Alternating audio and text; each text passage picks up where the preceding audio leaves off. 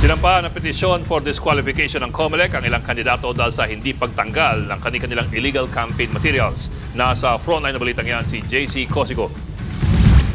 24 na kandidato sa bilang Pilipino 2025 ang sinampahan ng petition for disqualification ng COMELEC Task Force Baclas. Dahil yan sa hindi nila pagtatanggal na kanilang illegal campaign materials kahit inisyuhan na sila ng notice ng COMELEC. Bagamat nakatanggap nila at officially pong tinanggap at na-acknowledge yung pagtanggap ng mga notice to remove na to or notices to remove na to, hindi pa rin po kasi natanggal yung mga pinaglalagyan.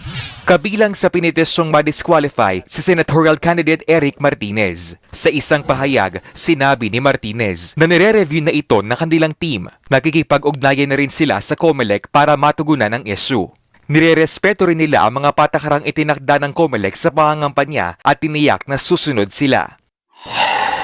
Pinadidiskwalipika rin ni Laguna 4th District Congressional Candidate Benji Agaraw ang mga kalaban niyang si Tony Carolino. Nag-ugat ito sa naunang petition for disqualification ni Carolino laban kay Agaraw. Pero may 3 affiant daw na lumapit kay Agaraw at umaming binayaran sila para mag-execute ng affidavit. Sila ay nakonsensya, pusang loob po silang lumapit kay Kong Benji upang sabihin na sila ay napilitan lamang na mag-execute ng affidavit, no?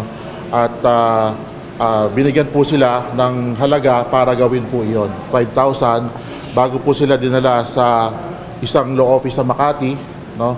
Kung saan po sila kinuhanan ng statement. Pero hindi namin pwedeng palampasin itong mga ganitong sistema ng pagbaluktot ng ating mga batas at saka maling paghikayat sa tao. Sinusubukan pa ng News 5 na kunin ang panig ni Carolino. Nahaharap rin sa reklamo ang re-electionist na si Batangas 2nd District Congressman Jinky Luistro. Inireklamo siya ng kalabang si dating Congressman Raneo Abu dahil sa paglabag sa anti-discrimination and fair campaigning guidelines ng COMELEC. Ang apelido ko'y Abu, pero ang lagi niya sinasabi, itong si Abu Sayyaf. Alam naman natin, natagyan ng United Nations na ito'y isang terrorist group. At pag natag ka ng isang terrorist group, nakakadelikado ng buhay yon.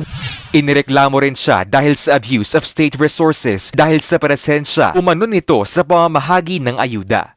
Sinisika pa ng News 5 na kunin ang panig ni Luistro.